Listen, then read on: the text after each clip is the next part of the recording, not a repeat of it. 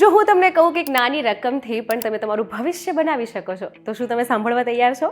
જી હા, અને નાની રકમ એટલે એસઆઈપી. એસઆઈપી એટલે શું, ક્યારે શરૂ કરાય, રોકાણ કરવા માટે કેટલા પૈસા જોઈએ, કયા ફંડમાં નાખાય પૈસા, અને એસઆઈપી એટલે માત્ર ફંડ જ નહીં, પરંતુ એ સિવાય સ્ટોકમાં, ગોલ્ડમાં અને બીજી દરેક જગ્યાએ પણ તમે રાખી શકો છો. કેવી રીતે? આ બધા જ પ્રશ્નોના જવાબ આજે આપણે જાણીશું આ વિડીયોમાં.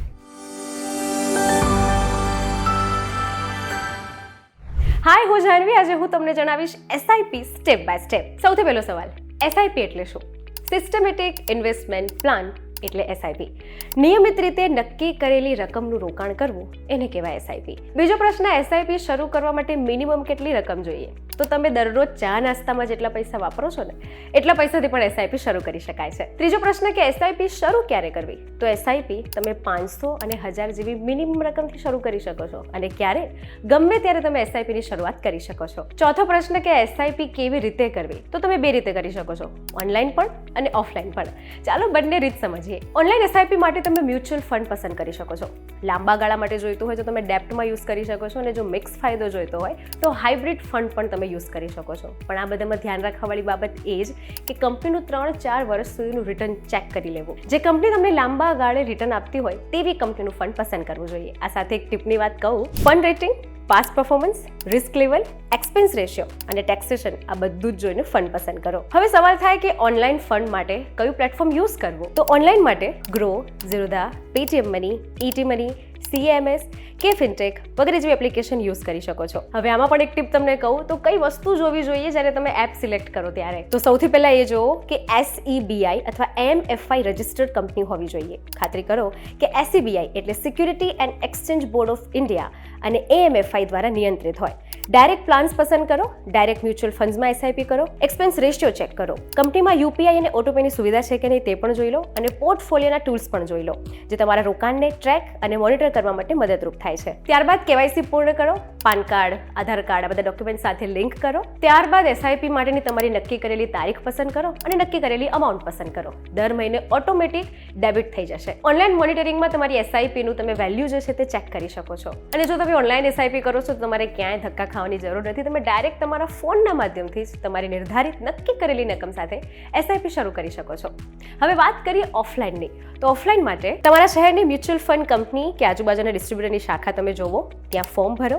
SIP form, PAN card, bank details, KYC document આ બધું તમે લઈ જાઓ. એસઆઈપી રકમ અને તારીખ નક્કી કરો. મહિને કેટલા રૂપિયા અને કયા દિવસે કાપવા છે એ તમે સેટ કરો.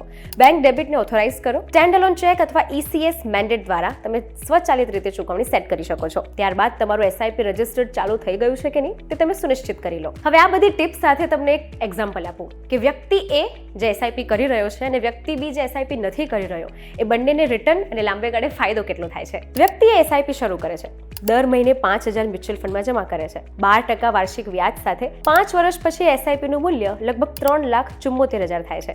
કારણ નિયમિત રોકાણ, કમ્પાઉન્ડિંગ અને કોસ્ટ એવરેજિંગ. વ્યક્તિ B જે એસઆઈપી નથી કરી રહ્યું, વ્યક્તિ B એ બધું જ બજારની સ્થિતિ જોઈને 1-2 વાર રોકાણ કરે છે.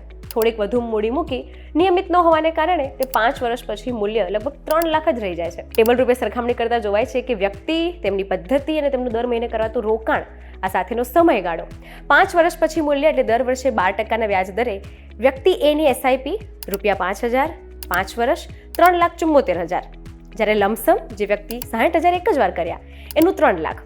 એટલે બજાર ટાઈમિંગ પર આધાર, કમ્પાઉન્ડિંગ તેને ઓછું મળ્યું. આ બંને એક્ઝામ્પલ પર જોઈ શકાય છે કે કોને કેટલું રિટર્ન મળ્યું. અને આ સાથે સમજાય છે કે લાંબા ગાળામાં એસઆઈપી વધુ લાભ આપે છે, ભલે દર મહિને રકમ નાની કેમ ના હોય. તો એસઆઈપી ક્યાર સુધી ચાલુ રાખવી જોઈએ? તો આપણે એક્ઝામ્પલમાં જોયું એમ કે લાંબા ગાળાની એસઆઈપી વધારે રિટર્ન અને વધારે ફાયદાકારક છે. આ સાથે છઠ્ઠો અને સૌથી મેઇન સવાલ કે એસઆઈપી એટલે માત્ર ફંડમાં જ રોકાણ નહીં, પરંતુ ગોલ્ડ, ફંડ્સ, ફિક્સ ડિપોઝિટમાં પણ તમે કરી શકો છો.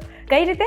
ચાલો જાણીએ. સૌથી પહેલું મ્યુચ્યુઅલ ફંડ્સ એ સૌથી સામાન્ય અને લોકપ્રિય છે, જેમાં ઇક્વિટી, ડેપ્ટ, હાઇબ્રિડ ફંડમાં માસિક નાની રકમથી તમે એસઆઈપી શરૂ કરી શકો છો. દાખલા તરીકે દર મહિને ₹1000 ગ્રોથ ફંડમાં. બીજું સ્ટોક્સ એટલે કે શેર માર્કેટ. કેટલાક બ્રોકર્સ અલાઉ કરે છે ઇક્વિટી એસઆઈપી અને ડાયરેક્ટ સ્ટોક એસઆઈપી સાથે.